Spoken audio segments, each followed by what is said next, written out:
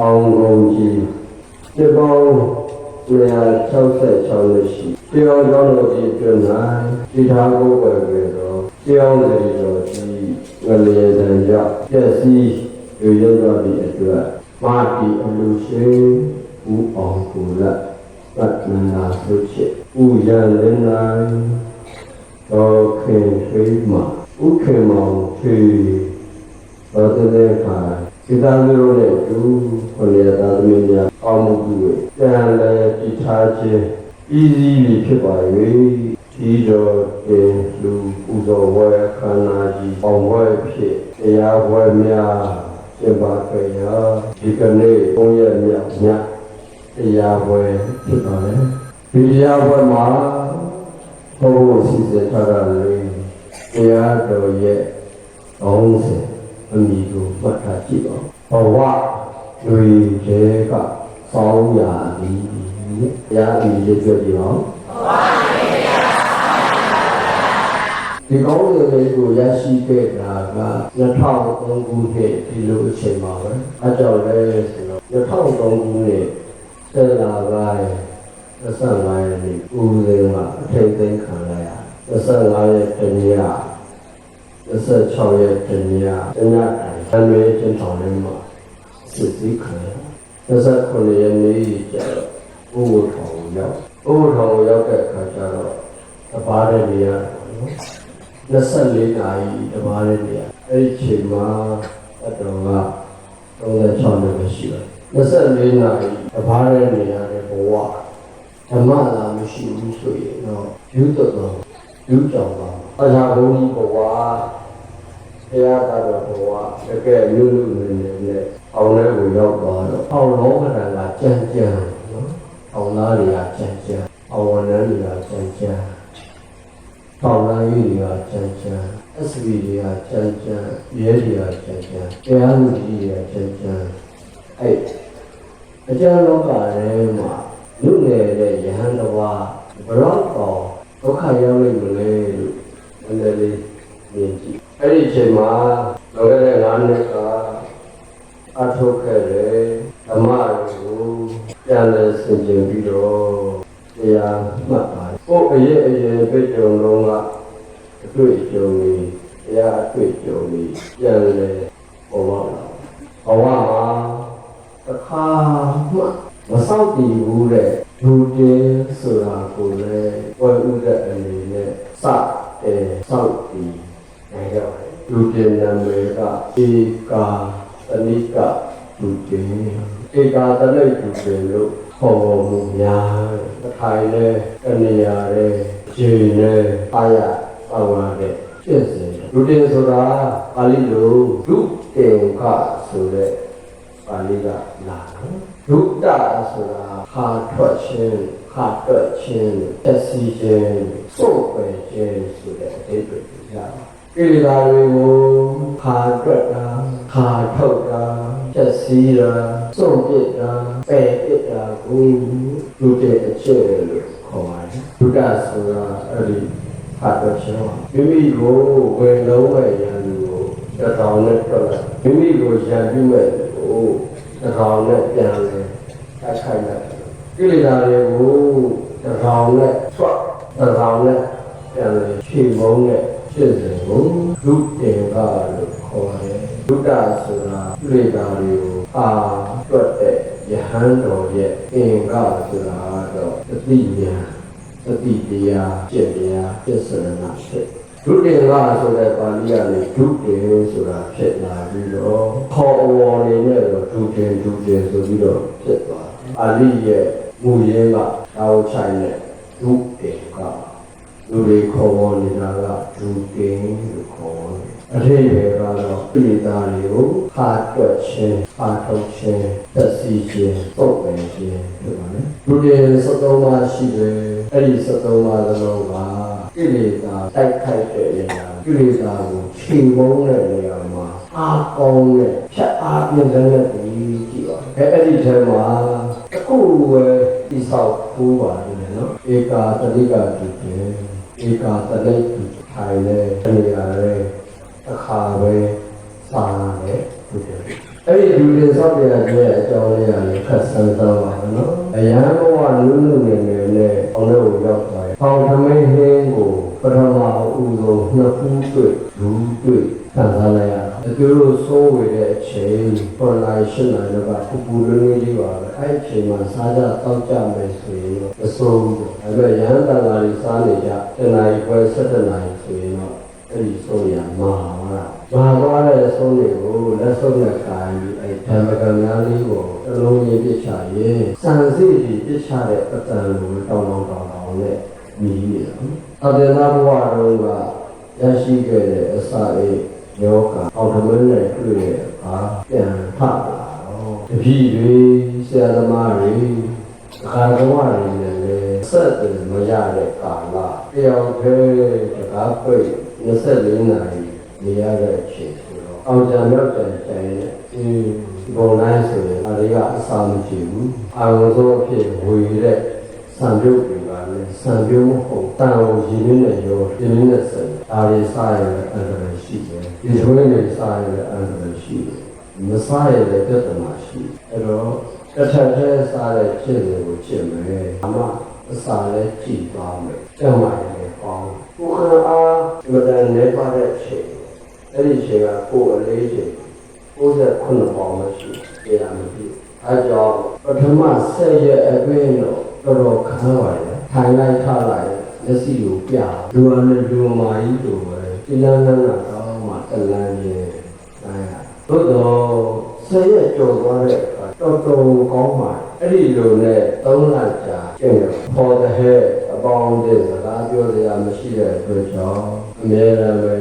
တရားမှန်အမှန်လာဖို့တဲ့တစ်ချိန်စကားပြောပြီးဝန်ထမ်းကြားတယ်ဘယ်လိုလဲထားခဲ့တယ်ကျမ်းမာရေးအားစစ်စစ်တဲ့အချိန်ဒီလာပေါင်းချိန်ရဲ့အခါတလေတရားခံနေတဲ့အချိန်ဖြစ်လို့သူတို့ကအတန်ပြုတယ်တရားခံလို့အရှင်ရနေတဲ့အခါဆိုရင်တော့ကလေးစတန်းပြလိုက်တယ်ကြွသူချိန်ပြီးကြွသူလျှောက်ပြီးတော့ပြန်သွားပါ130 60ရှိပါတယ်ခင်ဗျာ120 90ရှိပါတယ်ခင်ဗျာဒီလိုလျှောက်ထားပြန်သွားကြ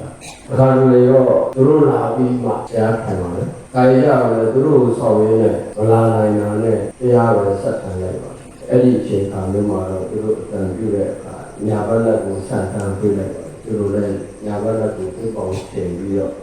ပြန်သွားကြလူတွေနဲ့ထိတွေ့ခြင်းဆိုလို့အဲ့ဒီနှစ်ချိန်ပဲရှိပါတယ်အဲ့ဒီအချိန်ကတော့တရားမလို့ဒုဒလည်းသွားလာနိုင်တဲ့အကျဉ်းသားတွေကတော့အောင်းကြည့်တဲ့အပေါက်ကလေးရှိတယ်အဲ့ဒီအပေါက်လေးတွေတယောက်ပြီးတယောက်အောင်းကြည့်တာတော့ဟိုအများနဲ့လို့ပြောတယ်အဲ့ဒီ3လဟာလောကကြီးဒီကရုံးလေးဖြစ်သဒ္ဒရာလေးဖြစ်အပြည့်အခတ်လေးဖြစ်သဒ္ဒရာလေးရှုပ်ခွေးနေပြီပဲလို့တရားဖြင့်မြို့ရဲရွာထဲမှာမတိမငြိမ်မငြိမ်မချမ်းမအေးမမြဖြစ်နေတဲ့ချိန်သူစင်းရင်ထဲမှာတော့ဒုတိယအကျင့်နဲ့ဓမ္မအကျင့်နှစ်ခုကြောင့်အင်္ဂတန်မှကိုရင်းချမ်းနေပါတယ်အဲ့ဒီချိန်မှာအတွေ့အလေးတစ်ချက်ဝင်ပါတယ်ဝင်လာတဲ့အတွေ့အလေးကတော့ဘဝဆိုတာဝေခန္ဓာရာကြီးလိုပဲအင်္ဂတန်ပူကောင်းတယ်ဓမ္မဆိုတာအောင်းရာကြီးလိုပဲအင်္ဂတန်အင်းညာလေးအဆရာလေးငါတပည့်ကြီးငါတက္ကသဘောတွေကငါအတွက်ဘာပြတ်တော့ဖြစ်နေခြင်းဖြစ်ဥပင်တော့ကဖြစ်နေတဲ့အချိန်ဘာကတော့ခံကြည့်ခြင်းလေးမှာ24နာရီဧကစာရီနေရပြီးတတိပဒံတရားရဲ့ကျေးဇူးကြောင့်အင်းချမ်းနေတယ်တကယ်လို့များငါလုံးရောက်ရဲ့ဒီကာလကိုဘဝလူတွေကဆောင်းရာသည်ဆိုတဲ့နာမည်ကလေးနဲ့ပေါပါအပုတ်ရေးမယ်တရားရဲ့ကိုယ်တိုင်ရေးပုပ္ပတိအော်တိုအာယုခရစီရေးမယ်လို့စဉ်းစားကြပါလေအဲ့ဒီစဉ်းစားခဲ့တဲ့ကောင်းတဲ့ကလေးဟာဒီကနေ့တော့တိုက်ဆိုင်ပါပဲဒီပြီးတော့ရဲ့မြို့သားနေ့မှာတရားဝဲဖြစ်ဟောကြားလိုက်ပါမယ်ဦးဇင်းကြီးဆောက်တဲ့လူတွေကဧကာတနဲ့ဖြစ်တယ်လူတွေရဲ့သဘောကဝတ်တဲ့အတွဲအာယုကကနေမွန်းတဲ့အအတွဲအဲ့အချိန်မှာပဲစောစားထိုင်လည်းစားမယ်အခါလည်းစားတာကဆက်စားလို့အားပြီးနောက်တစ်ခါပြန်စားလို့ရှိအဲ့ဒီလိုစားတဲ့ဒီကိုဒီကံနဲ့ဒီကျေလို့ခေါ်အဲ့လိုလူတွေစောက်တည်တဲ့အခါပါဠိက2မျိုးရှိတယ်ဒါနာတနာ ဩဇနာပဋိသိပါမည်တရားမျိုးဆိုတရားအမျိုးမျိုးမှာအာတောက်ခြင်းကိုစုပ်ပဲအဲ့ဒီလိုနှုတ်ရဆိုတော့အမှန်မဟုတ်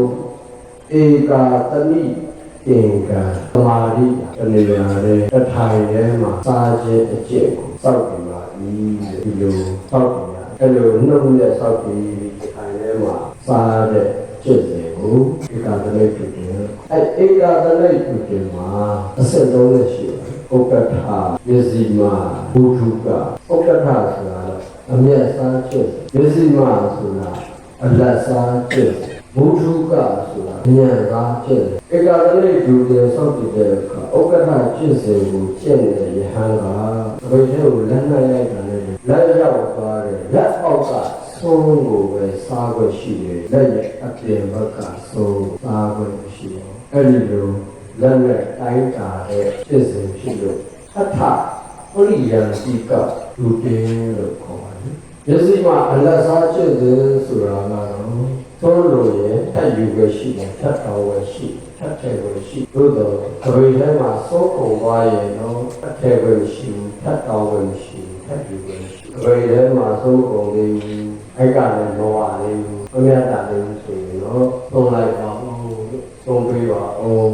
ဆုံးဖြတ်ပါအောင်တောင်းခဲ့ရှိပါတယ်အဲ့ဒီလိုဒုက္ခလို့ကိုတော့ဘောဇနာပရိယာတိကဒုက္ခလို့ခေါ်ပါတယ်ဆုံးတဲ့သမာဓိပြည့်ရဒုက္ခမျိုးနောက်ဆုံးအညာသာဒုက္ခကြတော့ပါလေထိုင်လဲစားရပြီးတော့ပဲအဲ့ဒါတော့အဲ့ဒါတော့စားအဲ့ဒီစားတာတရားမရွေ့တရားနဲ့စတော့တရားစားလိုက်ကိုတရားစားလိုက်ဆိုတော့နတ်စေရတော့စားပြီး17နိုင်လောက်ထပ်စားလို့ဆိုများတယ်အဲ့ဒီဒုက္ခမျိုးအာသနာပရိယံဒီကဒုက္ခဥဒေ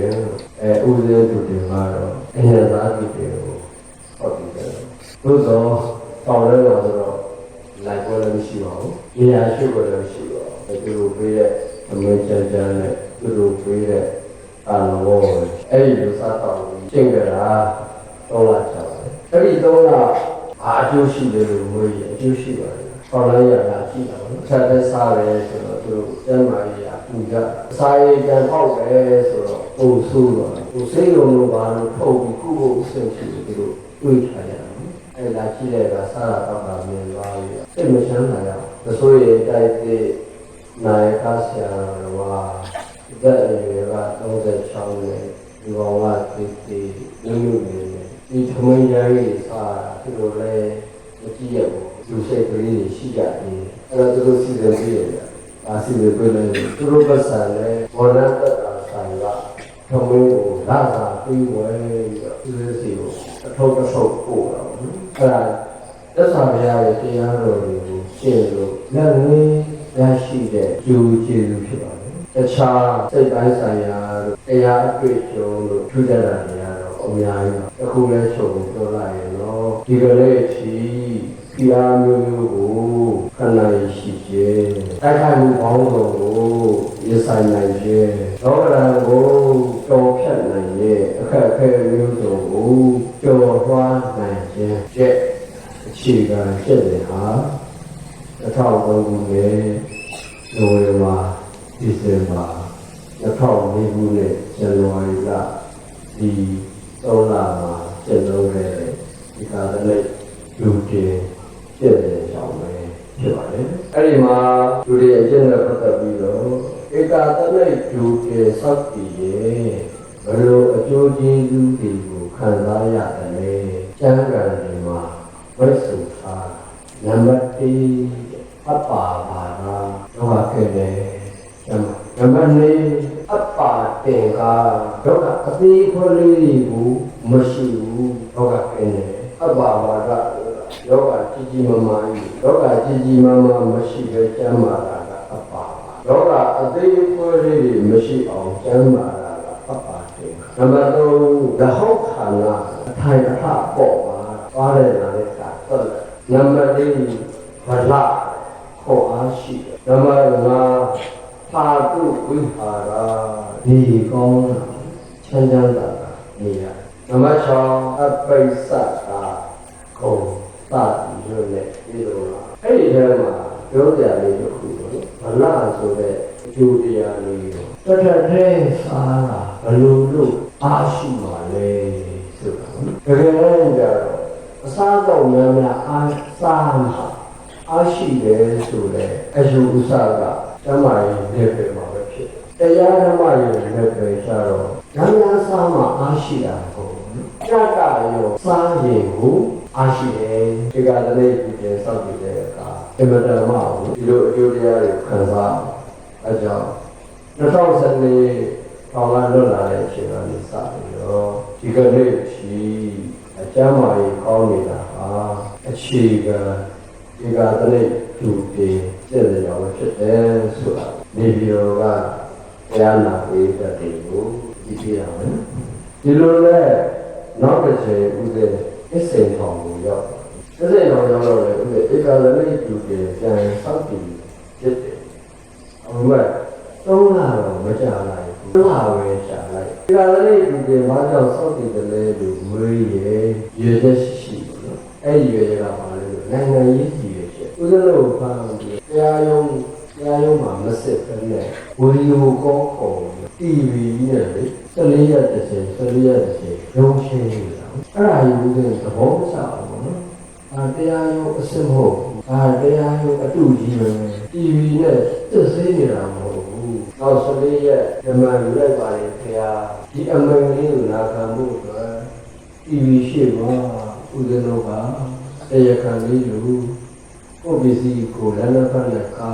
ပြီးဖတ်တဲ့ရနေရတာဟုတ်သေးဘူးဒီဟာကြီးရတော့ဟုတ်သေးဘူးလူကြီးရတော့ဟုတ်တယ်အများကြီးပြောတာအာကဦးဇင်းတို့ကဒီလောက်လေးခါရသောသားတွေပေါ့အမှန်ကျင်းသားတွေကဦးဇင်းတို့ကခါအမနာမနာတွေလူကန်းကြီးရာ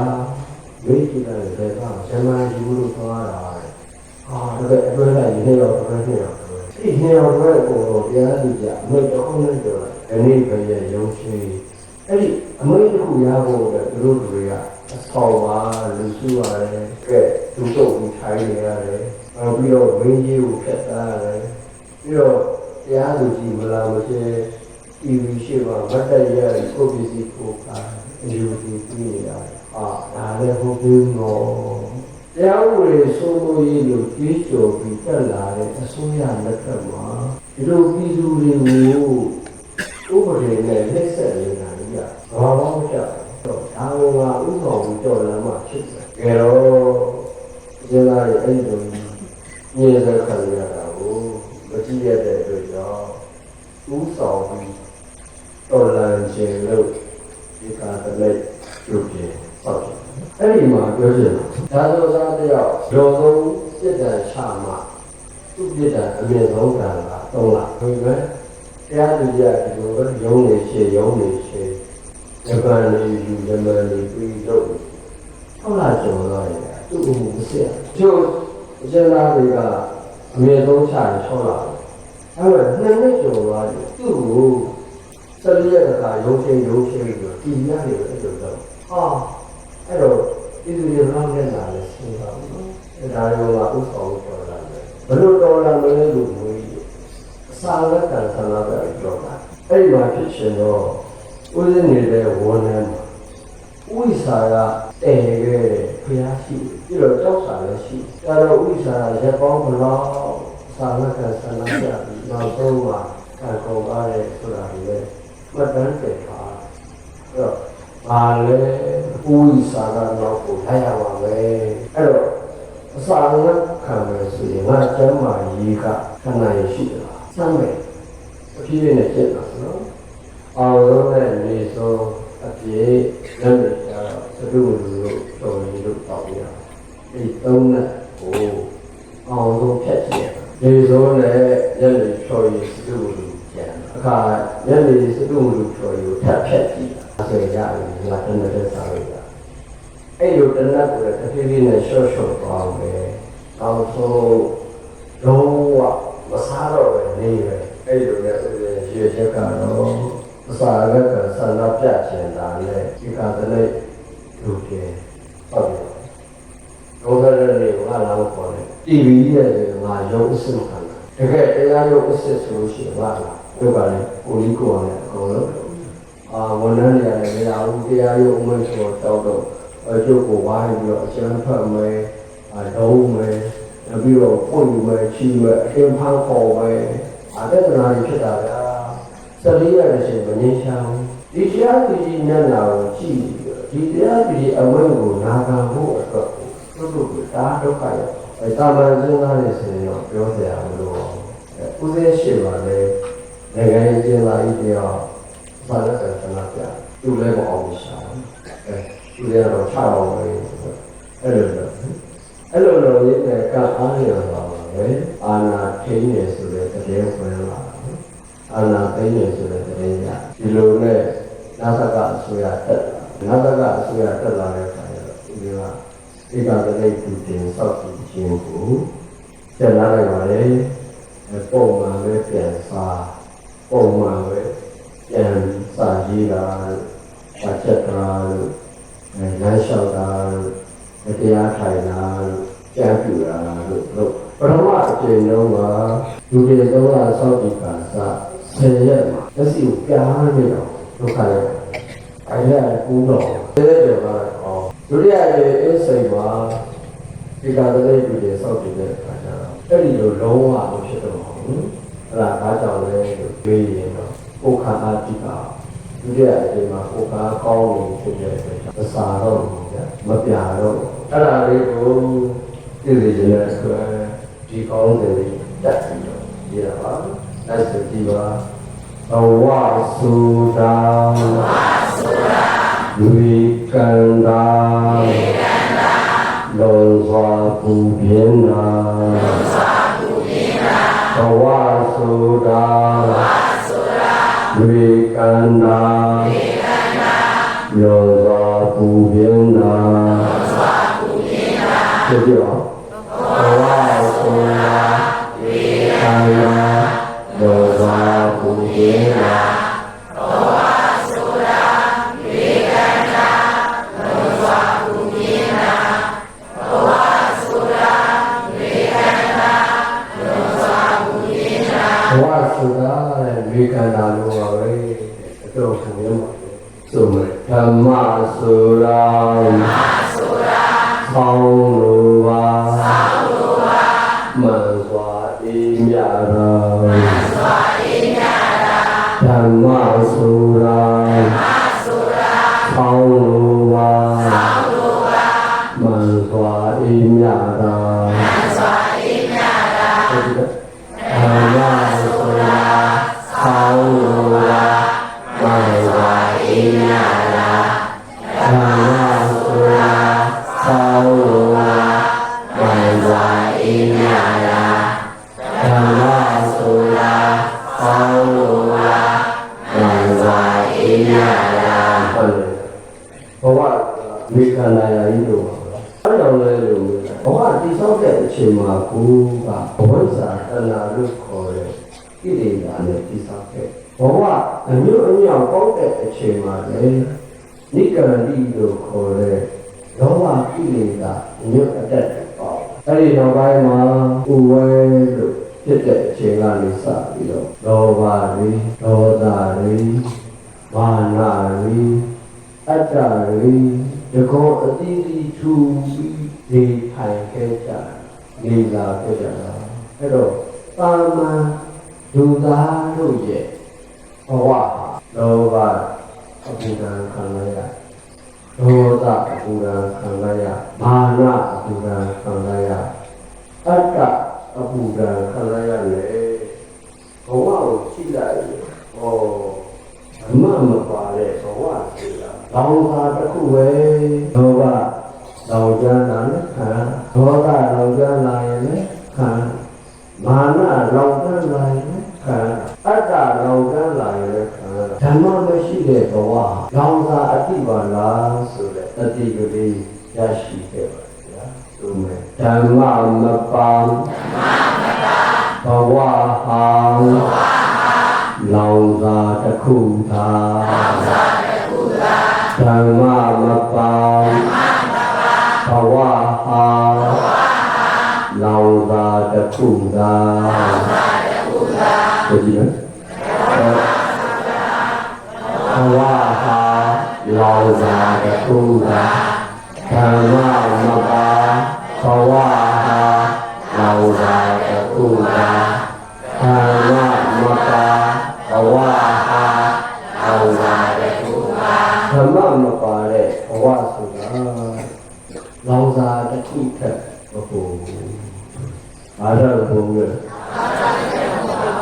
နေ့စဉ်နဲ့အရာမိမိစိတ်ကိုဓမ္မနဲ့မထင်ကြောင်းဆိုရင်လောဘတွန်းမှုလို့ဖိစီးမှုလို့သိချာတော့မခံရလားခံရဒေါသလွန်မှုလို့ဖိစီးမှုတွေရောမာနလွန်မှုလို့ဖိစီးမှုတွေရောအတ္တလွန်မှုဖိစီးမှုတွေရောအဲ့ဒါဆိုရင်မိမိရဲ့ခန္ဓာကိုယ်ရထင်လို့လို့ပဲလောဘလာရှုသွားလဲတောင်းဒေါသလာရှုသွားလဲတောင်းရမာနလာရှုသွားလဲအတ္တလာရှုသွားလဲကိုအိတ်တာတို့မစ္စရိယတို့ပုပ္ပ္ပစာတို့မောဟတို့အဟိတိကတို့နုတ္တပတို့ဥဒိစ္စတို့ကိလေသာမှန်သမျှခန္ဓာကိုယ်ကြီးကိုရောက်လာရင်ခန္ဓာကိုယ်ကြီးထဲမှာသူတို့လောင်စာတွေရမလားဟုတ်လားခန္ဓာကိုယ်ကြီးထဲမှာသူတို့တွေလောင်အားတွေကောင်းမလာဘူးလားမိညို့နဲ့တလူလူတက်နေလားရောက်ဓမ္မမပါတဲ့ဘဝလောင်စာတစ်ခုတည်းမဟုတ်ဘူးတဲ့လောင်စာတစ်ခုမဖြစ်ရတနည်းအားဖြင့်မိမိရဲ့ခန္ဓာကိုယ်ကြီးကထင်းလုံးလို့အသုံးမကျတဲ့ဘဝမဖြစ်ရဘူး။အော်ဓမ္မနဲ့ဆွဲဖတ်ဖို့မလိုလားလို့ဆိုပါဗျာ။ဆိုမယ်ဓမ္မပါမဘုဘဝဒုက္ခရနိုင်တာဓမ္မပါမဘုဘဝဒုက္ခရနိုင်တာဆိုမယ်ဓမ္မပါမဘုဘဝဒုက္ခရနိုင်တာဓမ္မပါမဘုဘဝဒုက္ခရနိုင်တာဓမ္မပါမဘုဘဝဒုက္ခရနိုင်တာမရိယာပညာပါဠိတော်ဒုတိယပညာအခမ်းမှာရလိမရိယာမင်းကဘယ်လိုမျိုးလဲရှင်ဗျာတဲ့လူဘဝနဲ့လည်းနိဗ္ဗာန်သွားလို့ရတာမလားရပါလေလူဘဝနဲ့အိမ်တော်သားလေးဘဝနဲ့ပဲနိဗ္ဗာန်ရရင်ဒုတိယဆိုတာဖြစ်เสียလူကြီးလို့လားအဲ့ဒုတိယကိုဖြစ်เสียမလို့အောင်လူတွေမှာမဟုတ်တာလို့နာတော်လို့ဟိုဆိုလာတတိအသေးလို့တန်တိမရှိလို့လူဘဝနဲ့နိဗ္ဗာန်တော့ကိုဒီမှာပြုနိုင်တယ်ဒါဆိုရင်ဉာဏ်ဝတ်တာဘာထူးမှာလဲဒီထက်ပိုပြီးလူတင်ဆောင်တာကိုဘာထူးမှာလဲမီးတော့သင်္နာကလေးကဥပမာအချက်30နဲ့ရှိတယ်အဲ့ဒီအချက်30လို့ပြောအားလုံးနဲ့ဆိုင်တဲ့အချက်လေးတွေကြီးအဲ့မှာဘုရားကဘယ်လိုကပြောလို့လဲရန်ကုန်နဲ့မန္တလေးကလေရန်ကုန်ကိုသွားမယ်ရေလမ်းကနေသွားလို့ရအဲ့ဒီရေလမ်းမှာလေရှင်တွေကအမျိုးမျိုးပဲနောက်ဆုံးနိုင်ငံခြားဇင်ခံသမောကြီးတွေနဲ့သွားလို့ရတယ်ဆက်လီကြီးရနေစားအဲ့လိုသွားရလေရန်ကုန်ကိုရောက်တခါကားနဲ့သွားလို့ရတယ်ကားလည်းကားလမ်းနှစ်ခုလမ်းဟောင်းသွားလားလမ်းတွေကနေသွားစီးရဲ့ကားကလည်းအမျိုးမျိုးဘတ်စကားစီးမလားကားအသေးလေးစီးမလားဒေခါကားကြီးစီးမလားကားကောင်းကားကြီးစီးမလားအလူကားကိုပဲစီးလမ်းဟောင်းကသွားလဲနေပါရရန်ကုန်ရောက်လမ်းတစ်ကသွားလဲရန်ကုန်ရောက်တော့ကလေကြောင်းကသွားလို့ရသေးတယ်လေကြောင်းကသွားရင်လည်းပဲလေရင်ကအမျိုးမျိုးလေရင်သေးလေးတွေရှိတယ်လေရင်ကြီးကြီးရှိတယ်မန္တလေးကလည်းရန်ကုန်ကိုဓာတ်ရိုက်မောင်းတဲ့လေတွေရှိတယ်မန္တလေးကလည်းရန်ကုန်ကိုဓာတ်ရိုက်မမောင်းတဲ့ရောင်ဦး1500လို့ဖဲဖို့1500လို့အဲ့လိုကွင်းကလေလေးတွေရှိတယ်သူတို့လေးတွေလည်းခြေတရရင်တော့ရန်ကုန်ရောက်တာဒိဗ္ဗံဆိုတဲ့ဘာနိုင်ကိုသွားကြတဲ့သူတွေကဒါနဆိုတဲ့လမ်းတွေကလည်းသွားလို့ရပါတယ်သီလဆိုတဲ့လမ်းတွေကလည်းသွားလို့ရပါတယ်သမာဓိဆိုတဲ့လမ်းတွေကလည်းသွားလို့ရပါတယ်ပညာဆိုတဲ့လမ်းတွေကလည်းသွားလို့ရပါတယ်ဒီလိုဆိုတာအဲ့ဒီလမ်းတွေကလမ်းအမျိုးမျိုးတွေကလမ်းတွေတစ်ခုဖြစ်ပါလေဒါကြောင့်ဒါနနဲ့သွားလို့ဒီလေးအိမ်တော်သားမျိုးဘဝနဲ့သွားလို့ရနည်းနည်းတော့ကြာတိုင်းရိုက်တော့မရောက်နိုင်ဝင်ပတ်ရအဲ့လိုပဲသီလအာသနဲ့သူတွေသီလလမ်းကသွားလို့ရတယ်တိုင်းရိုက်တော့မရောက်ဘူးဝင်ပတ်ရမယ်နည်းနည်းတော့ကြာ သမာဓိအတန်တဲ့သူတွေသမာဓိလမ်းွယ်ကနေသွားလို့ရတယ်အဲ့ရတော့မရဘူးဝိပယမယ်အခြေရှင်တော့ကြောင့်ပညာအတန်တဲ့သူတွေဝိပဿနာလမ်းကနေသွားနိုင်တယ်ဒီကြောင့်လမ်းအတိုင်းမန္တလေးကနေရန်ကုန်ကိုထိုက်ရိုက်သွားတဲ့အတိုင်းပဲထောက်ထောက်တောင်းတောင်းတန်တန်တောင်းပြောင်းမှန်မှန်တူသွားနိုင်ပါလေအဲကြောင့်အဲ့ဒီထဲမှာ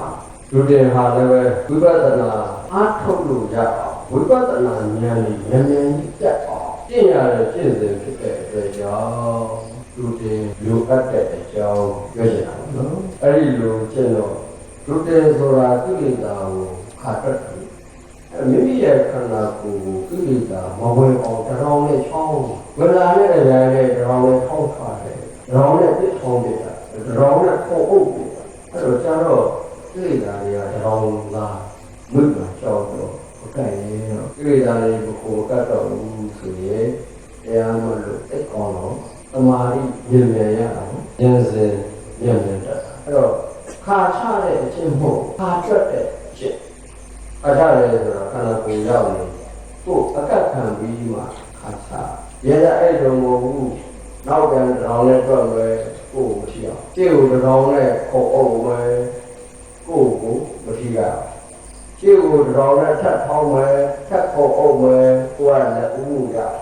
အဲ့လိုပုံစံမျိုးနဲ့ရှင်းတဲ့ဖြစ်တဲ့အတွက်ကြောင့်ကုလေသာတွေကတော့ကိုယ်ကပ်လို့မရဘူးတရားပဲပြောရင်တော့ဧကာသလိတူတွေစောင့်ကြည့်နေတဲ့အချိန်မှာစိတ်ထဲမှာတောင်းရမ်းတဲ့လောဘပဲဖြစ်ဖြစ်ဒေါသပဲဖြစ်ဖြစ်မာနပဲဖြစ်ဖြစ်အတ္တပဲဖြစ်ဖြစ်သူတို့တွေမပေါ်ဘူးသူတို့တွေဝင်ဝင်မရဘူးဘာကြောင့်လဲသူတွေတောင်းတာတောက်ကျင်လာဆိုတာကဒေါသကိုယ်ဖမ်းတဲ့လူကိုယ်နဲ့ဆက်တဲ့လူကိုယ်တိုင်တဲ့လူကိုယ်ထောင်ထားတဲ့လူကိုယ်ရဲ့ဆက်လုပ်ခဲ့တဲ့လူဒါတွေကိုပဲအများအားအာရုံရောက်အဲ့တော့သူတို့တွေကဒေါသဖိစီးကိုခံရရတယ်။ကြားတဲ့အခါကျတော့ထောင်ထဲမှာပဲမြစ်ရှည်သားများလူရင်းနေနေတဲ့ဒီယောဂါတွေရပြီးတော့လူရုပ်မပေါ်ကြတော့ဒီကိစ္စတွေရှင်းတဲ့အခါကျတော့လောဘဆိုတဲ့ကိလေသာအောင်းဉာဏ်ပဲမရလို့စိတ်အားငြိမ်သွားတယ်လို့ဒေါသဆိုတဲ့လက်တော့ပြန်ခြင်းလို့အကလေးသားချေခြင်းလို့မကြည်မလန့်ဖြစ်ခြင်းလို့အခမ်းမကြည့်ခြင်းလို့စတဲ့စိတ်မကြည်နှံ့မှုတွေဒီလိုအောင်မကြည်နှံ့မှုတွေလောကကြီးကိုအလိုမကျမှုတွေမိမိဘဝကိုအလိုမကျတဲ့လိုမကျမှုတွေပါအကုန်လုံးဒီဟာဝင်လို့မရအောင်ခါထုတ်တာဖြစ်တဲ့အတွက်ကြောင့်အဲ့မတန်ရင်းချောင်းဘဝကြီးကဒီကနာလိုပါပဲအဲ့မတန်ဘူတော်ပါဘဝအစကိုအဝိဇ္ဇာနဲ့စာရတာဘဝအညွတ်ပေါက်တဲ့ကိုကဘဝနိကံလိလို့ခေါ်တဲ့လောဘကိလေသာအညွတ်စတတ်တာဒီရဲမှာကျင်လီကျဆာသွားလာနေတိုင်းစားတော့တမယကာလပတ်လုံးလောဘဇောတွေဖြစ်လာဒေါသဇောတွေဖြစ်လာအမာနတွေဖြစ်လာအတ္တတွေဖြစ်လာနေကိုနေ့စဉ်နဲ့အမြတ်စိတ်ကြီးပူလောင်နေတဲ့အတွက်ကြောင့်ရုပ်တွေပါပူလောင်လာအဲ့ဒီမှာပဲလောကဓာတ်ဆိုတာကိုပြင်းထန်နေလို့နဲ့ပြဿနာဆိုတဲ့အောက်ဆောက်ထောင်တော့အန္တရာယ်ကြီးကြာရောက်လာနော်အဲ့ဒါကိုဒုရဏမင်းကိုရှင်နာတွေကတစ်ခုချင်းဖြစ်ကြပါတယ်အာဟာရောဗလာပရဏာယမင်းကြီးရဲ့သာအာရဆိုတာအာရှိဖို့လားဟုတ်တယ်လူကျဲဆိုတာလေအာရှိဖို့အာရှိရလို့အေဂျီဗလာလို့ခေါ်တဲ့ကိုအာကိုစွတ်တယ်အာရှိဒါလေးကဲအာဟာရတွေစားကြတော့မင်းစားတယ်အဓိကရည်ရွယ်ချက်ကပါတယ်အာရှိဖို့ပဲအာတော်ရဲ့အဓိကဥတည်ချက်ကပါတော့အာရှိဖို့မဟုတ်ဘူးလားအဓိကဥတည်ချက်ကအာရှိဖို့ဆိုရင်အာရှိမဲ့စာအကောက်တွေရွေးချယ်ပြီးစာအကောက်ကိုမလုံလောက်လို့ ယောဂဖြစ်မဲ့အစာအသောက်တွေရွေးချယ်ပြီးစားတော့ဖို့တင်လားတင်ပါဗျာယောဂဖြစ်မဲ့အစာအသောက်တွေရွေးချယ်ပြီးစားတော့ရင်ဒုက္ခမရောက်လားရောက်ပါဗျာအဲ့ဒီရောက်တဲ့ဒုက္ခကသိမလားကြီးပါဗျာဒုက္ခကြီးရောက်နိုင်တဲ့အစာအသောက်တွေကိုရှောင်ကျဉ်ကြဖို့မလိုလားလို့အသက်ရှင်ဖို့အတွက်စားတယ်အဲ့ဒီအစာကအသက်ရှင်ဖို့အတွက်ထောက်ပံ့ဖြစ်ပေါ်အားဖြစ်ဖို့အတွက်အစာစားတယ်အဲ့ဒီအစာကပေါ်အားအတွက်ထောက်ပံ့ဖြစ်ကျမ်းမာဖို့အတွက်အစာစားတယ်အဲ့ဒီအစာကကျမ်းမာရေးအတွက်ထောက်ကူဖြစ်ကိုစားတဲ့အစာစားကကျမ်းမာရေးအတွက်ထောက်ကူမဖြစ်ဘူးအသက်ရှင်ခြင်းအတွက်အထောက်အကူမဖြစ်ဘူးခေါ်အားဗလာအတွက်အထောက်အကူမဖြစ်ဘူးဆိုရင်ရောသာတဲ့လေလားသာပါဗျာအဲပဲသူသားရဲ့တဘာဝကမူလဥတီချက်တွေကြောက်သွားပြီပဲဘုရားကကောင်းကောင်းတွေပဲရေးလို့စားလို့စားသာပါဗျာအားဖြစ်ဖို့အတွက်ယောဂရဖို့ပို့ပြီးတော့မနည်းစမနည်းစအဲ့တော့အစာမျိုးတက်တာကြီးဝတ်သားနဲ့ရုံးမလီဒီတက်တာကြီးပြန်စားလူရပါစားရကျမကြီးမဖောက်လားဖောက်ဒုက္ခမရောက်လားရောက်စီယူသမားဝတ်သားစားတန်းပြီလားဟိုတရားဝိတိုင်းကျုံလေးမှာဦးရဲ့အမရှိနဲ့ပြည်ကိုတော့စီယူဖြစ်ဒီကသူစီယူဖြစ်လို့မသိဘူးဘာလဲဟောပါသူ့မူဝါဒနဲ့ဆောက်တယ်စားလည်းတရားမှာပဲမစားလည်းတရားမှာပဲအဲ့တော့အငတ်ခံပြီးတော့မနေနိုင်ဘူးစားပြီးသိမယ်အစီအရီတက်နေတဲ့အချိန်မှာဗျာဝတ်သားရေးစားလိုက်အမြုပ်ကြီးထွက်ပြီးတော့လက်ထက်အမြုပ်ကြီးထွက်ပြီးတော့ဆေးရုံတော်များလိုက်ဆေးကန်းတော်များလိုက်လမ်းမှာပြီးတော့အဲ့တော့စားတော့စားတာကျမ်းမာဖို့အတွက်လားအရသာရှိဖို့အတွက်ကျမ်းမာရေးကောင်းဖို့အတွက်လားစားကောင်းဖို့အတွက်စားကောင်းဖို့အတွက်ဆိုကျမ်းမာရေးကောင်းအောင်လားကောင်းပါဗျာအဲ့တော့အာဟာရရောမလားအဲ့ဒါတောက်တာတွေကခေါင်းရှိဖို့ဖြစ်ရကျမ်းမာဖို့ဖြစ်ရအသက်ရှင်ဖို့ဖြစ်ရအဲ့ဒါတောက်တာတွေကြောင့်ကျမ်းမာရေးထိခိုက်ပဲခေါင်းရည်ဆိုရုံပဲဒါမရှိနိုင်ဘူးဆိုရင်အဲ့ဒီအစားတောက်တွေအန္တရာယ်မရှိလို့ရှိပါဗျာအဲ့လိုအန္တရာယ်ရှိတဲ့အစားတောက်တွေစားတော့တာဒုက္ခမရောက်လဲရပါပါဗျာရောက်ဥတည်ခြင်းလို့စားတဲ့တောက်တဲ့ခါတဲ့ဥတည်ခြင်းလို့ပြောတယ်စားတော့ရခြင်းရဲ့ဥတည်ချက်ကိုကအမှန်ပါတယ်လို့ကျမ်းပါပါဗျာဘယ်လိုလဲဒီကြီးရဲ့လေဆိုတာတဲ့ဥပကံကိုရောက်ဖို့ပဲလေစီတာဥပကံကမတိုးအောင်လားတိုးပါပါဗျာအဓိကတော့လေစီရဆိုတော့ဥပကံကိုရောက်ဖို့မဟုတ်ဘူးလားဟုတ်ပါပါဗျာအဲ့ဒီလိုပဲသူပြင်ကျင့်တယ်ဆိုတာသတ္တုရောကနေထရဏာယဩဃ၄ပါးကိုကြောက်ဖြတ်ဖို့တနည်းအားဖြင့်ဥပကံနိဗ္ဗာန်ဆိုတဲ့တစ်ဖက်ကံကိုရောက်ဖို့ပါပဲတဲ့ဒါကြောင့်သူပြင်နေခြင်းရတာအဲ့ဒါလည်းပြောချင်တယ်သိရတဲ့ဥပ္ပိချက်ကိုကဥပကံကိုရောက်ဖို့ဥပကံကိုရောက်ရင်ဥပ္ပိချက်မပြည့်စုံလားပြည့်စုံပါဗျာအဲ့ဒါကိုဥပကံကိုရောက်မဲ့သိမှန်သမျှစီးဖို့မလိုလားလို့မှန်ပါဗျာအဲ့ဒါကိုဟိုလေးဆိုရင်မစီးကျင်ဘူးဒီလေးဆိုရင်မလိုက်ချင်ဘူးဆိုရင်ဥပကံကိုရောက်ပါမှန်ပါဗျာအဲ့တော့သင်ရွေးချယ်နေတယ်ဆိုရင်ဥတည်ချက်တွေကြမကောင်းလားကြပါပါဗျာဒီကားလေးအားကြောင့်သိရှိတတ်တယ်ဥတည်ချက်မသိစေနဲ့ဥပကံကိုရောက်ဖို့အတွက်သိရှိရတာဖြစ်တဲ့အတွက်ကြောင့်ဒီကိုအကြောင်းပြုပြီးတော့လောဘတွေဒေါသတွေမာနတွေအတ္တတွေမဖြစ်သွားစေပါပါဗျာဘုရားကရောက်ရင်ပြီးတာပဲဆိုတဲ့စိတ်ထားမျိုးနဲ့စီးဖို့မလိုလားလို့လားမှန်ပါဗျာနံပါတ်3မင်းကြီးတဲ့ဘေဒစ္ဆာယာတိဘုပသမနာစေစ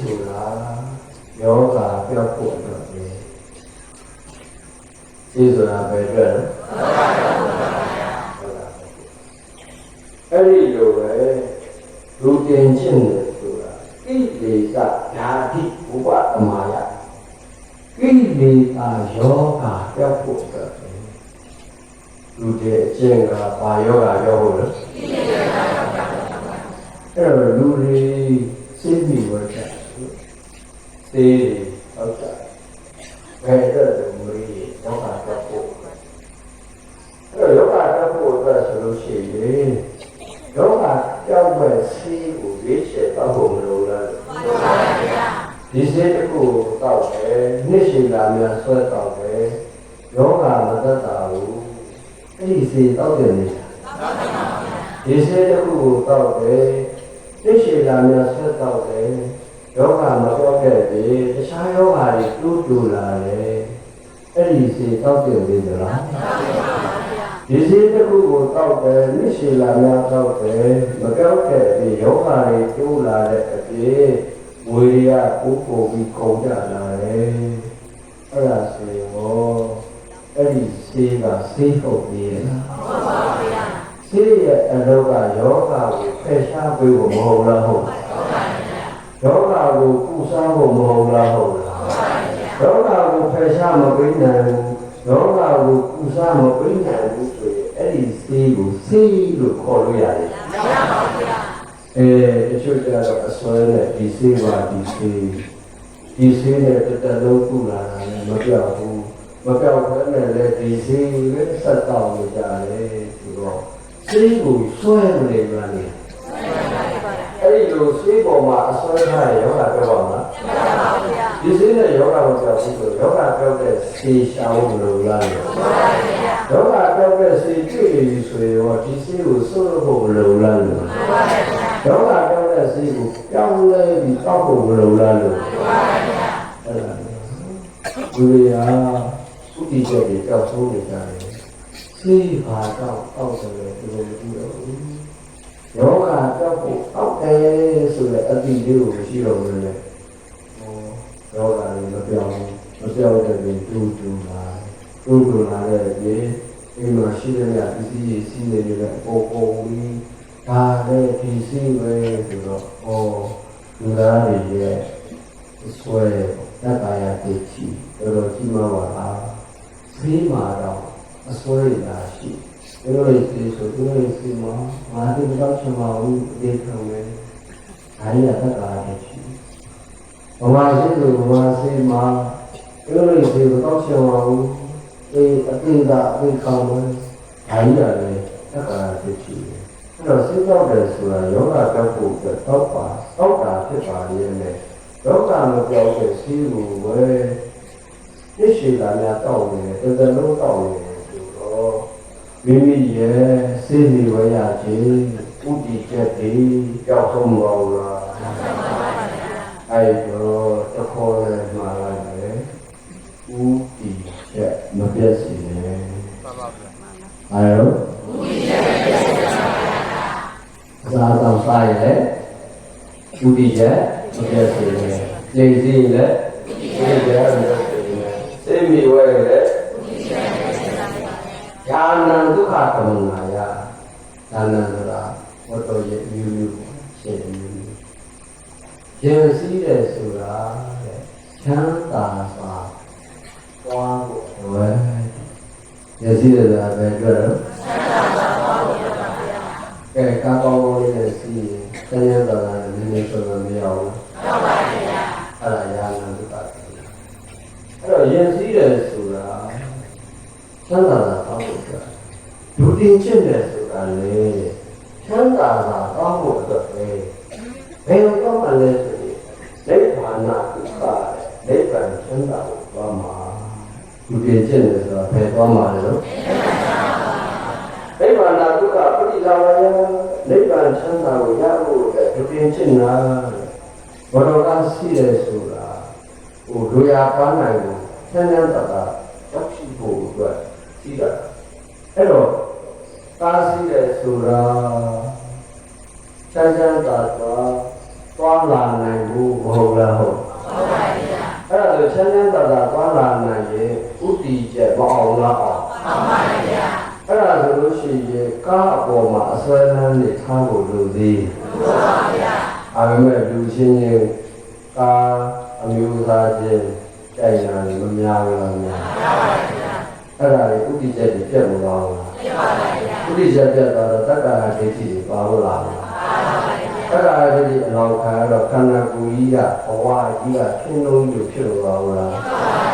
ထင်းလုံးဆိုတာအနိတ္တနာရှိလားရှိပါဗျာမိစ္ဆာရဲ့လောင်းလောင်းလား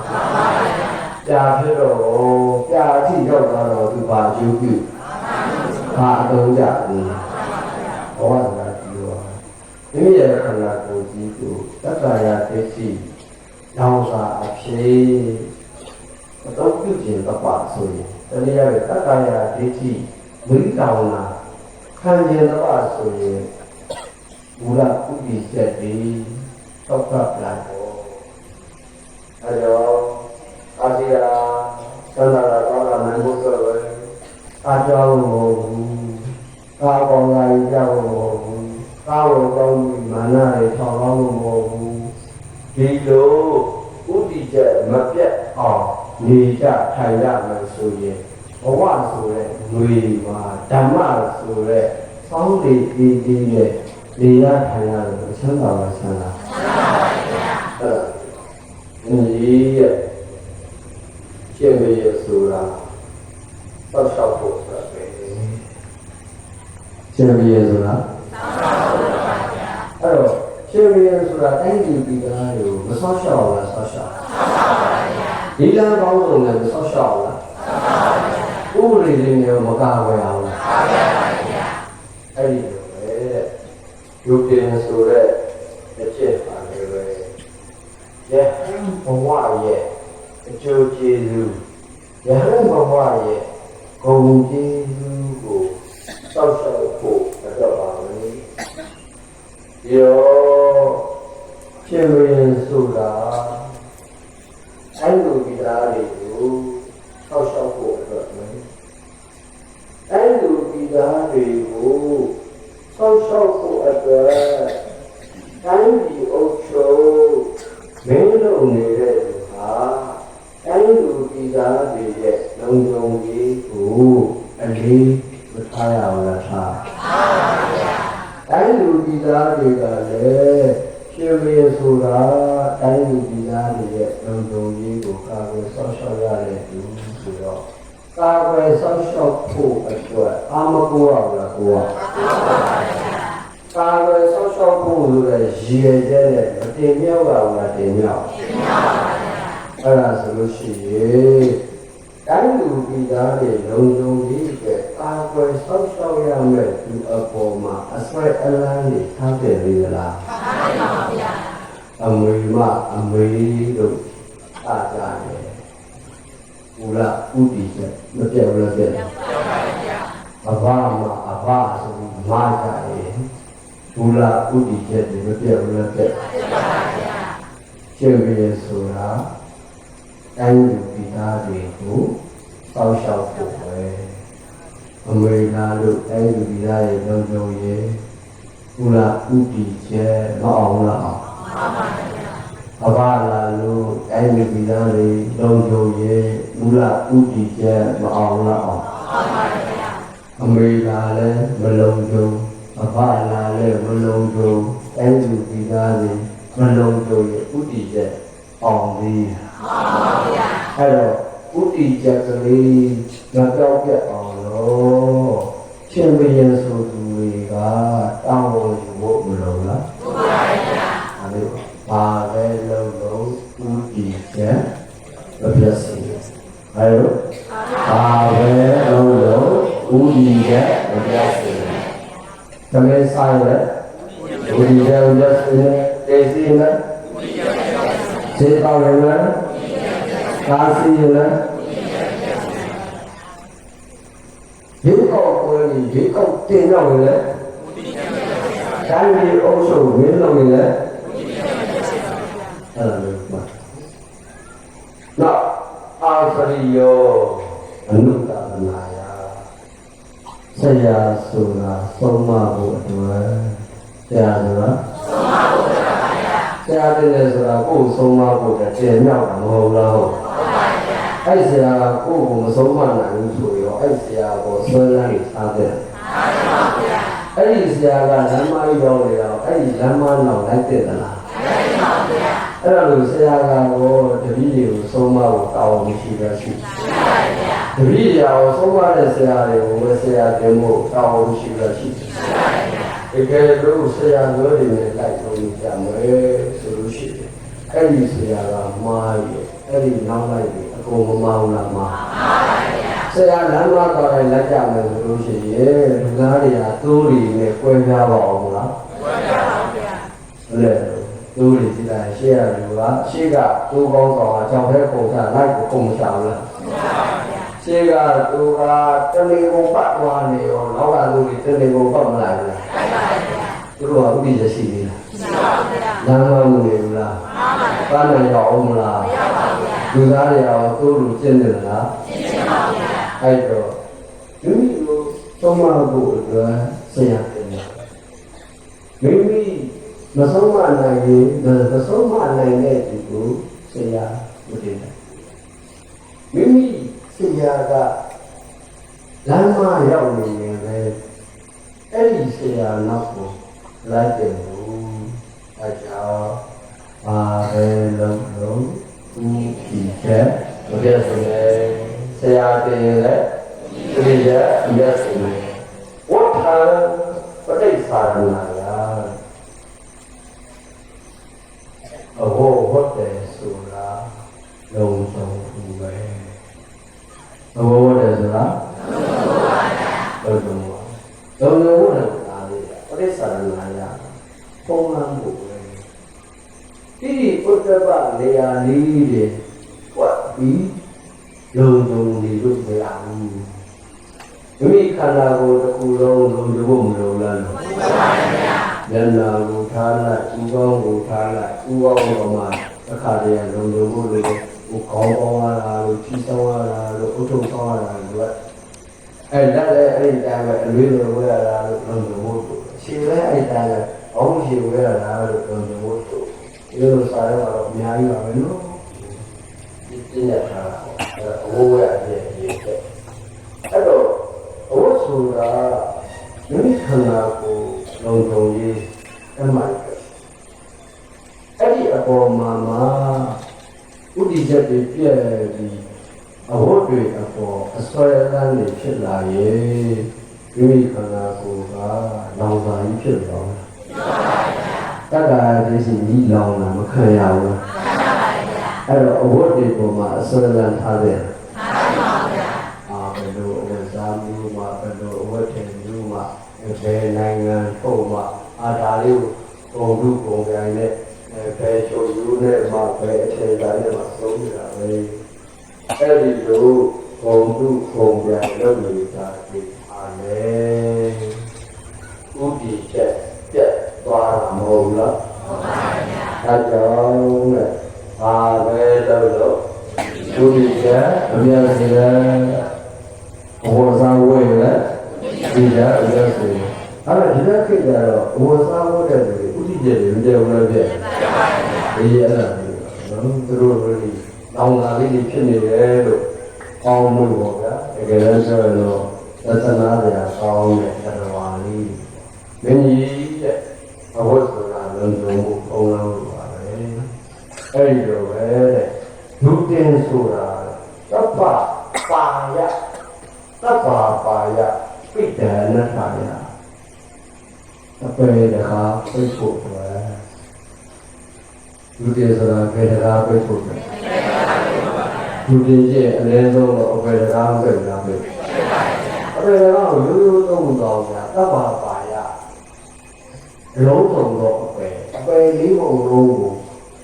ပိတ်ဖို့အတွက်ဒုတိယကျင့်ရတာမင်းကြီးရဲ့အဝစာဝတ္တာလုံခြုံဖို့ဖြစ်လူတွေဖြစ်လာတယ်အပေကပြုတ်ဖို့တော့ပဲဟောဘာလို့အာနာအနာတိတ်ကိုနာရဘယ်ကြီးအနာဆိုတာမကျူးလို့မဟုတ်ဘူး လားမိဘကအမိုက်အာဏာနဲ့တာသမီကိုတားမြစ်ထားရဲ့တာသမီတွေကမိဘကိုကြောက်မလိုက်နာလားလိုက်နာအဲ့တော့တာသမီကအကျိုးမရှိလားရှိပါဘူးမိဘရောအဲ့ဒီအကျိုးမခံစားဘူးတိုင်းပြည်ဌာနကိုရရှိထားတဲ့သူကအမိတ်အာဏာနဲ့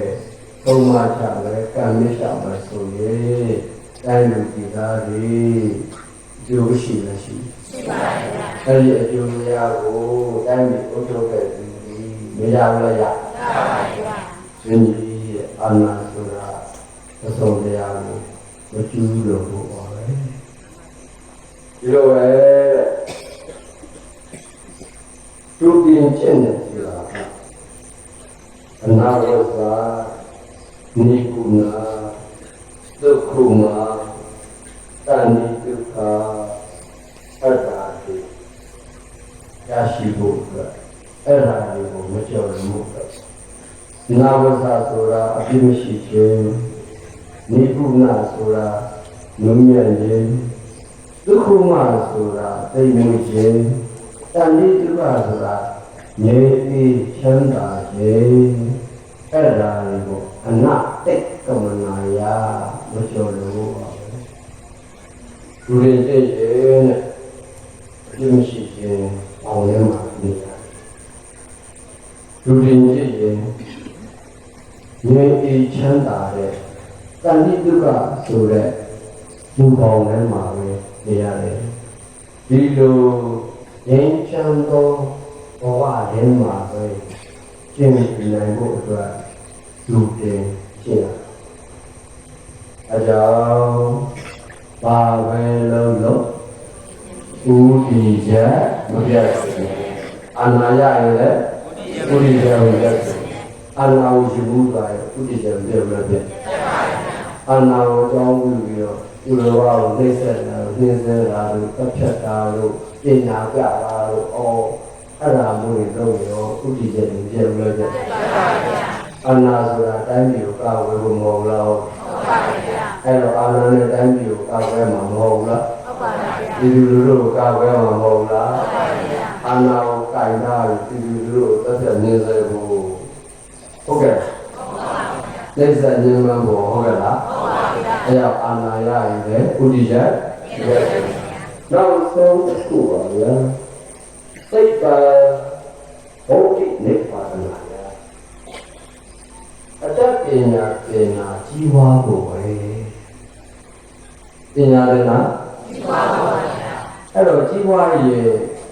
တန်းနိုင်ရအောင်လဲရအောင်ဟုတ်ပါဗျာဥဒိချက်မအောင်လားအောင်ဟုတ်ပါဗျာဒါပေမဲ့ပညာမှန်နေတက်နေရင်ဥဒိချက်တွေပြတ်သွားအောင်ဟုတ်ပါဗျာတန်းနိုင်ရောက်သေးလားဟုတ်ပါဗျာဒီနေ့ပညာသင်တာကြီးပွားဖို့ပဲအဲ့ဒီလိုလူတင်ဖြစ်လာတယ်တဲ့တဏ္ဍဒုက္ခမတဏ္ဍသမာပတ္တိနိဗ္ဗာန်ယဉာဏ်တော်သိမ့်ဝေသောဉာဏ်အေသောသမာပတ္တိချမ်းသာရောက်ရှိဖို့ပါပဲလူတင်ဖြစ်လို့ရှိရင်လူဉာဏ်နာတို့သိမ့်ဝေတာတို့ဉာဏ်အေတာတို့ချမ်းသာတာတို့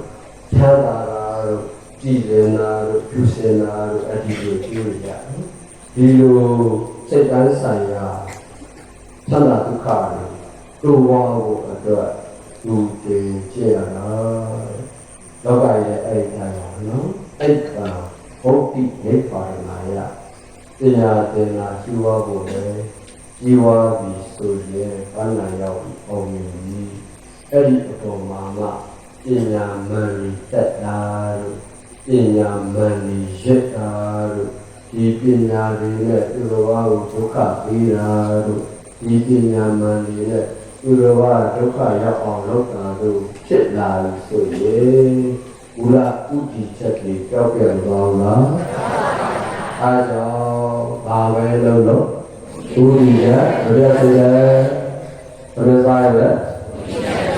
ကျေစီရလဲသေတော်ရလဲသာစီရလဲမင်းလို့ရလဲဆရာလို့ရလဲသ အဝဇ္ဇဝိလေအာနာရရလေပညာတိလေဘာပဲလို့ဒါဆိုရင်ကောင်းလားပေါ့အဲ့ဒီဒုတိယကုန်ကျေးဇူးတွေအဲ့ဒီဥပမာပေါင်း30နဲ့ဟောတယ်ကဥပမာပိုးချက်တွေနဲ့ထည့်ဟောကဲအဲ့ဒါဆိုရင်ဘုရားတော်တော်ဝါလေဒီနေ့အနေစပြီးတော့မိမိဥတီချက်အတိုင်းရှောင်းလန်းကြဖို့ဘယ်လိုလားမှန်ပါဗျာဘဝဆိုတာလူကနာလို့ဘူလားဘူလားမှန်ပါဗျာတကယ်လို့အဲ့ဒီဘဝလေးကိုဓမ္မမရောက်ဘူးဆိုလို့ရှိရင်လောင်စာတစ်ခုလိုပဲအသုံးကြအောင်လား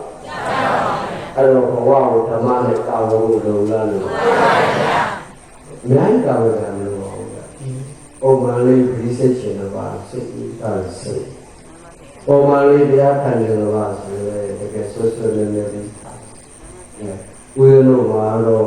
စိတ်ကိုလာကောင်းကောင်းဗျာအားစိတ်ရတဲ့ဥရသဘောတကအမြဲတမ်းရှိဟိုစားချသွားပြီကြောင်းနဲ့စားချတဲ့ကံ5မိနစ်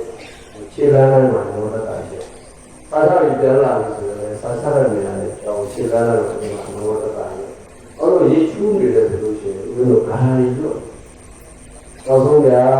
ဟိုအပေါ်ဝါသွားတယ်လို့အလေးအပေါ်ဆုံးတယ်ဆိုလို့ရှိရင်ဥရလို့ခါတော့နိုင်လို့ရှိတ်တာဒီလိုလည်းတော့အဲ့ဒီနိုင်ကိုကြည့်ပြီးတော့မိမိသာသနာတော်တော်များကြီးဒီလိုရောက်သွားတယ်ဆိုရင်အစာအာဟာရရဲ့ဘာဝ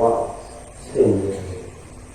အဲ့ဒီတော့လေးလုပ်တယ်ဆိုရင်တတော်နဲ့တာမရှိပဲရှိပါဗျာအဲ့တော့တတော်နဲ့တာလည်းမိမိဘဝမအေးချမ်းပါလေချမ်းအေးချမ်းပါဗျာမိမိဘဝအေးချမ်းတယ်ဆိုမိမိမချမ်းသာဘူးချမ်းသာပါဗျာကိုယ်တော်နေတဲ့ဘဝမစင်ပါစင်ပါဗျာအဲ့တော့ကိုယ်တော်နေတဲ့ဘဝလည်းပြေသွားရင်ဘဝကိုကောင်းပါကောင်းပါဗျာအဲ့တော့ဒီနေ့လည်းစပြီးတော့ဘဝထဲမှာဓမ္မထည့်ကြပါဘယ်ထဲပါထည့်ဓမ္မမပါတဲ့ဘဝထေတုံကြီးကိုအနည်းရှိတယ်ရှိပါဗျာကောင်းတာဖြစ်သွားဘူးလားမှန်ပါဗျာဒုက္ခမရောက်ဘူးလားမှန်ပါဗျာဒါလေးဆိုရင်ကြားသိနေတယ်ဘဝဆိုတာဝေကန္တာလောစွာပူပြင်းတာဘဝဆိုတာဝေကန္တာလောစွာပူပြင်းတာဘဝဆိုတာဝေကန္တာလောစွာပူပြင်းတာဘဝဆိုတာဝေကန္တာလောစွာပူပြင်းတာဓမ္မဆိုတာကောင်းလိုပါမှန်စွာအေးမြတာဓမ္မဆိုတာကောင်းလိုပါမှန်စွာအေးမြတာဓမ္မဆိုတာကောင်းလိုပါမှန်စွာအေးမြတာဓမ္မဆိုတာကောင်းလိုပါမှန်စွာအေးမြတာဓမ္မမပါဘဝဟာလောင်စာတစ်ခုသာဓမ္မမပါဘဝဟာလောင်စာတစ်ခုသာဓမ္မမပါဘဝဟာလောင်စာတစ်ခုသာဓမ္မမပါဘဝဟာလောင်စာတစ်ခုသာဓမ္မပါမထိုဘဝဒုက္ခရနိုင်တာဓမ္မပါမဘုရားဝဒုက္ခရနိုင်တာဓမ္မပါမဘုရားဝဒုက္ခရနိုင်တာဓမ္မပါမဘုရားဝဒုက္ခရနိုင်တာဒီနေ့ပညာပါဠိတော်သူတေကပညာခံပါဠိတော်ကိုဝိတုပြီးတော့ဘဝနေကစောင်းကြတရားကိုနိုင်ရတဲ့သူတို့တရားနာသိတဲ့ပေါင်းပြီးတော့မိမိဘဝကိုဓမ္မနဲ့အကာအကွယ်ရာ